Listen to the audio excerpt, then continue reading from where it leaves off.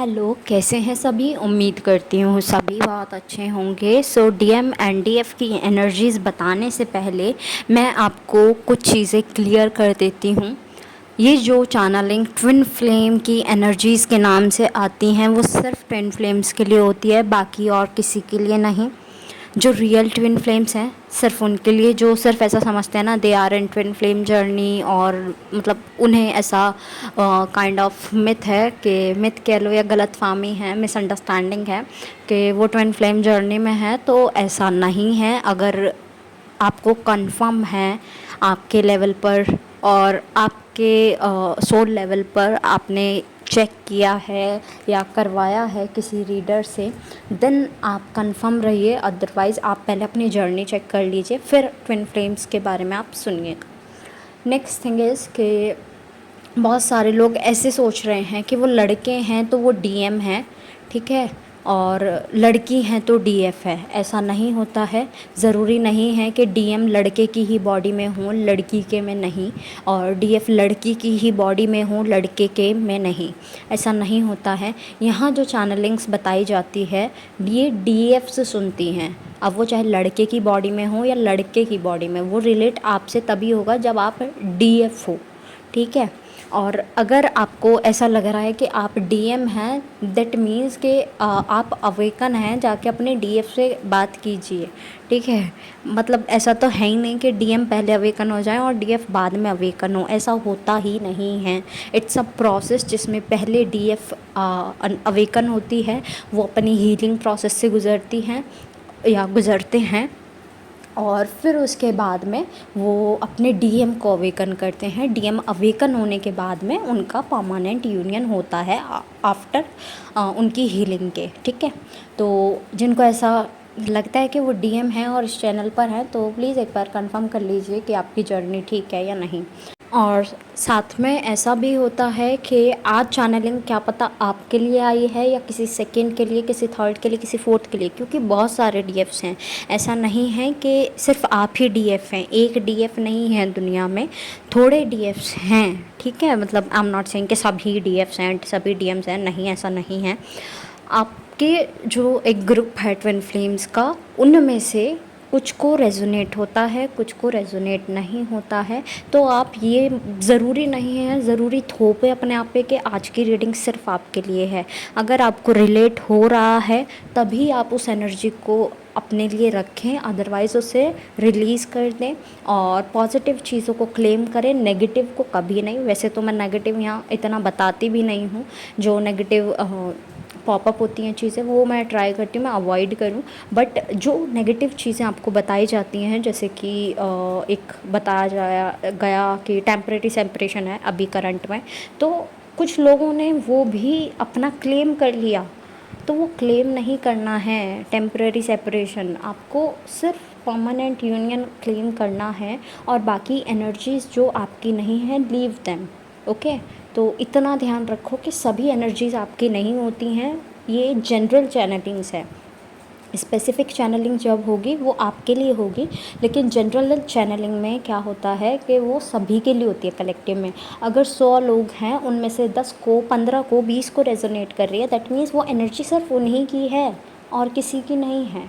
और जो बाकी के 80-75 लोग बचे हैं, उनके लिए क्या पता किस दिन मैसेजेस आए। अब यहाँ नाम तो पॉपअप नहीं होते ना कि आज इसके लिए चैनलिंग है, ए के लिए है, बी के लिए है, सी के लिए है, डी के लिए है, बाकी और किसी के लिए नहीं है, ऐसा नहीं है। एनर्जीज़ कलेक्टिव में आती हैं, वो आपको बता दी जाती है, तो जिसको रेजोनेट करती है वही अपने पास रखिए। चलो शुरू करते हैं आगे की डीएम एंड डीएफ की एनर्जीज़ जो अभी बनी हुई हैं। तो आफ्टर न्यू मून कुछ एनर्जीज़ ऐसी दिख रही हैं कि आपको जो डीएम है, ठीक है, आपके जो डीएम हैं, यानी डीएफ सुन रहे हैं, और आपके जो डीएम हैं वो अभी ऐसे चीज़ों में है कि जिन चीज़ों में वो अभी तक फंसे हुए थे, उन चीज़ों को वो ब्रेक कर रहे हैं, वो साइकिल्स को ब्रेक कर रहे हैं, चाहे वो कार्मिक के साथ हो, थर्ड पार्टी के साथ हो, किसी के भी साथ हो, वो उन साइकिल्स को ब्रेक कर कर अब आगे बढ़ने का सोच रहे हैं, फॉर यू, फॉर हिम, और अपनी बेहतरी के लिए, अपनी जर्नी के लिए, ठीक है। तो अभी उन्हें आप कुछ भी उल्टा सीधा ना कहें। और एक चीज़ और बता देती हूँ मैं, मेरे को एक एनर्जी और पिक हुई है कि ये टेम्पररी जो सेपरेशन बताया गया, इसके बाद में कुछ डीएसआर लाइक के बहुत गुस्से में आ गए, बहुत परेशान हो गए और उन्होंने ट्राई किया है कि वो इस जर्नी को लीव करना चाह रहे हैं। और ये उनका डिसीज़न है कम्प्लीटली। आप अपने सोलमेट के साथ जा सकते हो या कार्मिक सेटलमेंट हो चुकी है तो उनके साथ जा सकते हो, ऐसा कुछ नहीं है। तो कुछ लीव करने का सोच रहे हैं और सोच रहे हैं कि अब डीएम ने कर लिया जितना करना था, बहुत हो चुका है। बिकॉज़ वो चीटर वाली एनर्जीज़ लाइक आप पिछले 2 से 3 दिन की एनर्जीज़ देखो, न्यू मून से पहले दिन की और शायद 4-5 की देखो स्पेशली, ठीक है। जिसने नहीं देखी है उसे दोबारा से सुनो और उसमें देखना कि जो एनर्जीज़ आए हैं वो डीएम के जो ट्रेट्स बोले गए हैं, बताए गए हैं, उनमें डीएफ ने बस वही सोच लिया है कि डीएम ने बहुत ज़्यादा चीटिंग कर दी, बहुत ये कर दिया, वो कर दिया, अब उनसे दूर होना है। तो it's all your choice. Journey claim नहीं करनी है, it's all your choice. Surrender करना है, इट्स ऑल योर चॉइस, ठीक है। आपको कोई मना नहीं करेगा, आपकी मर्ज़ी है, ठीक है। आप यहाँ पर अपनी मर्ज़ी के मालिक हैं कि आप जर्नी में चलना चाहते हैं या नहीं, ये सब आप पर है। और डीएफ्स के लिए एक काइंड ऑफ बुरी खबर है कि डीएम ऐसा सोच रहे हैं कि जो भी उन्होंने परेशानियाँ दी हैं, जितने भी हर्ट किए हैं, अब वो डैमेजेस वापस से सही नहीं हो सकते, वो वुंड्स वापस से नहीं भर सकते जो डीएफ को मिले हैं। तो अब उन्हें बहुत डर लग रहा है, अंदर से फ़ियर की एनर्जी है, रूट चक्र की स्पेशली एनर्जी आ रही है फ़ियर की। आपका स्केयर्ड हैं बहुत ज़्यादा और ऐसे हेटिंग वाली एनर्जी, जैसे कि डीएफ ने हेट करना शुरू कर दिया है डीएम को, ऐसा उन्हें फ़ील होना शुरू हो गया है। और उन्हें ऐसा लगता है कि डीएफ अब बिल्कुल नहीं मानेगी, अगर मानेगी या मानेंगे, ठीक है, जेंडर बायस नहीं होना है यहाँ भी। तो डीएम्स आर थिंकिंग कि शायद अब कुछ नहीं हो सकता है जर्नी का, बट वो अपने लेवल पर हीलिंग कर रहे हैं, साइकिल्स ब्रेक कर रहे हैं। तो इट्स अ गुड न्यूज़ कि साइकिल्स ब्रेक हो रहे हैं और हीलिंग की तरफ बढ़ा जा रहा है, तो यानी कि यूनियन की तरफ बढ़ा जा रहा है। तो ये गुड न्यूज़ है। बट बैड न्यूज़ इज़ कि उन्हें ऐसा लगता है, उनके थॉट्स ऐसे हैं कि अब कुछ नहीं हो सकता है। तो बस ट्राई करें कि आप इस एनर्जी जो एटलीस्ट जर्नी चाहते हैं वो ये सब ना सोचें, बिकॉज़ मिररिंग होगी, मिररिंग होकर वो एनर्जी पक्की ना हो जाए, ठीक है। तो बस कहने का मकसद सिर्फ इतना सा है, मिररिंग में आप पॉजिटिव थॉट्स रखिए अगर आप जर्नी में रहना चाहते हैं, अदरवाइज़ सरेंडर कर दीजिए, ठीक है। और जो जर्नी में नहीं रहना चाहते उनकी चॉइस है। अब टीएम को ऐसा लगना शुरू हो गया है कि वो वर्दी नहीं है, उन्हें डीएफ की वैल्यू नहीं हुई है, परेशान किया है और मतलब अब वो डिज़र्विंग नहीं रहे हैं जितना परेशानी उन्हें देकर आए हैं, यानी डीएफ्स को देकर आए हैं। तो अब साथ ही साथ वो जैसे कि कार्मिक्स को भी हटा रहे हैं अपनी लाइफ से, तो वो अनश्योर हैं, उन्हें नहीं पता कि ये डिसीज़न उनका ठीक है या नहीं, कि कार्मिक को छोड़ना ठीक रहेगा या नहीं।